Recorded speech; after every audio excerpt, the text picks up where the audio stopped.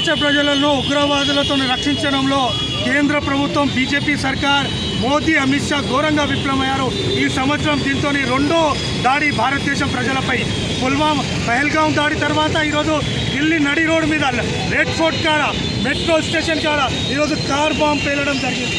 దీనికి ఏం సంకేతాలు ఇవ్వాలనుకుంటారో ఈరోజు ఇంటెలిజెన్స్, అదేవిధంగా రాష్ట్ర దేశంలో ఉన్న ఎన్ఐఏ, అదేవిధంగా కేంద్ర హోంశాఖ అందరూ కూడా విఫలమయ్యారు. అందుకే ఈరోజు ఇట్లాంటి దాడులు జరుగుతానని ఈరోజు ఏఐ వైపుగా మేము ఆరోపిస్తున్నాం.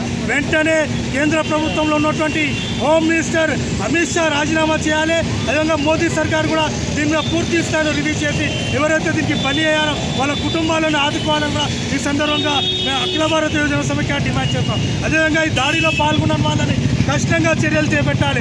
మొన్ననే మోదీ సర్కార్ ప్రకటించారు, మేము ఉగ్రవాదులు లేకుండా చేసినాం, వాళ్ళ అడ్డాలపై దాడి చేసినాం, వాళ్ళ ట్రైనింగ్ క్యాంపుల మీద దాడి చేసినాం అని చెప్పారు. కానీ ఈరోజు వీళ్ళు ఎక్కడి నుంచి వచ్చారు, ఇంకా ఎంతమంది ఉన్నారు భారతదేశంలో, వీళ్ళు ఎక్కడ ఉంటున్నారు, ఎవరిది వీళ్ళ ఎంత ఉంటున్నారు అనేది కూడా ఈ తేలాల్సిన అవసరం ఉంది.